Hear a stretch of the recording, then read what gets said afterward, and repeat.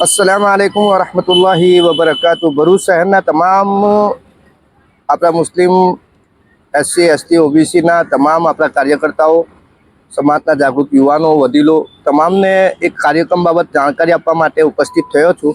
મારું નામ હુજેફા પટેલ છે ને આપણે સમય પર આપણી સાફ ટીમ તરફથી અનેકો કાર્યક્રમ કરતા આવ્યા છે। આપણે જોઈ રહ્યા છીએ કે ભારત વર્ષની જે પરિસ્થિતિ છે કે હાલમાં જે સરકારની કાયદા પર કાયદા બનાવવાની નીતિઓ અને રાજનીતિ માટે ધર્મ અને જાતિના નામ પર નફરત ફેલાવવાની પરિસ્થિતિ અને દેશની અંદર જનમાનસમાંથી જે વિશ્વાસ લોકશાહીનો ઉઠી રહ્યો છે, એવા સમયે આપણે આપણા એવા સ્વતંત્ર સેનાનીઓ અને ખાસ કરીને 13 એપ્રિલના દિવસે જલિયાવાલા બાગનો શહીદીનો દિવસ આવી રહ્યો છે। એ દિવસને યાદ કરવા માટે આપણા ભરૂચ શહેરમાં આપણી ટીમ તરફથી અને સહયોગી મિત્રો તરફથી એક કાર્યક્રમનું આયોજન કરવામાં આવ્યું છે। એ કાર્યક્રમનો ખાસ ઉદ્દેશ એ છે કે ભારત વર્ષની અંદર લોકશાહીની સ્થાપના માટે અને લોકશાહીની માંગ માટે જે લોકોએ ઈસ્ટ ઇન્ડિયા કંપની હોય કે બ્રિટિશ શાસન સામે જે સંઘર્ષ કર્યો છે, એ સંઘર્ષ કરનાર લોકો અને સ્વતંત્ર સેનાનીઓને આપણે આજે ભૂલાવી બેઠા છે। સમાજની અંદર જલિયાવાલા બાગના લોકોની શહાદત શા માટે થઈ હતી, એમની કુરબાની શા માટે થઈ હતી, લોકોની પાસે જાણકારી નથી। આ જાણકારીને આજે સમાજના દરેક વર્ગ સુધી લાવવાની બહુ જરૂર છે અને એના ઉદ્દેશથી જ આપણે 13 એપ્રિલના દિવસે સાંજે 7:30થી લઈને રાત્રિના 11 વાગ્યા સુધી ભરૂચ શહેરમાં ઇકરા ઇસ્લામિક હાઈસ્કૂલમાં એક કાર્યક્રમનું આયોજન કર્યું છે।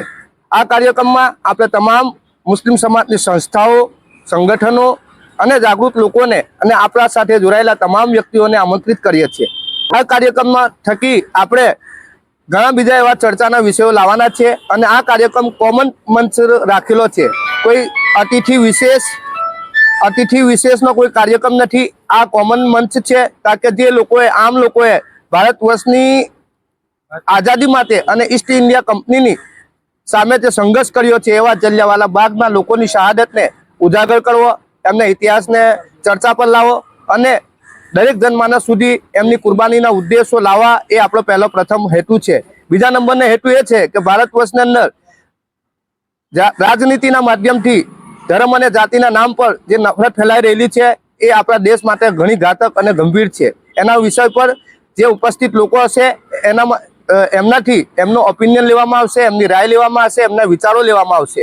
ત્યાર પછી આપણે ત્રીજો વિષય રાખ્યો છે કે ભારત વર્ષની જ્યારે લોકશાહી ખતમ થઈ રહેલી છે અને તમામ વ્યવસ્થા અને સરકારી સિસ્ટમ જેવી રીતે લોકશાહી વિરોધી કામ કરી રહેલી છે અને સંવિધાન વિરોધી કામ કરી રહેલી છે, એને આપણે કેવી રીતે અંકુશમાં લાવી શકીએ અને આ કામ માટે આ જે સોશિયલ એલાયન્સ, સામાજિક સંકલનની કેટલી જરૂર છે, એના ઉપર એક મંથન કરવામાં આવશે। તો આ મંથનમાં, આ ચર્ચામાં તમામ આમ જનમાનસને આપણે આમંત્રિત કરીશું અને આ કાર્યક્રમમાં આવવા માટે જે લોકોને આવવું હોય તો સ્ક્રીન પર દેખાઈ રહેલા નંબર પર પોતે સંપર્ક કરે। અમે તમને એડ્રેસ મોકલીશું, આમંત્રણ પત્રિકા મોકલીશું અને જે સંસ્થાઓ, સંગઠનો સક્રિય છે અને વર્તમાન સમયની ભારતની પરિસ્થિતિમાં ચિંતિત છે, એવા તમામ લોકોને અમે આમંત્રિત કરીએ છીએ। આ વાત કહી મારી વાતને નિમણું છું। વિષય છે મેન કે આજના વિષયમાં 13 એપ્રિલના દિવસે આપણે આ કાર્યક્રમને યાદ રાખીશું અને આપણો કિંમતી સમય આપી આપણા દેશમાંથી ઈસ્ટ ઇન્ડિયા અને બ્રિટિશ શાસનને ભગાવવામાં જે લોકોએ જાની, માલી જે કુરબાનીઓ આપેલી છે, એ લોકોને યાદ કરવા માટે આપણે આપણું તન, મન, ધન અને કિંમતી સમય આપી એ લોકોની શહાદતને આપણે ફરી વખત યાદ કરીશું। અલ્લાહ હાફિઝ, અસ્સલામુ અલૈકુમ વરહમતુલ્લાહિ।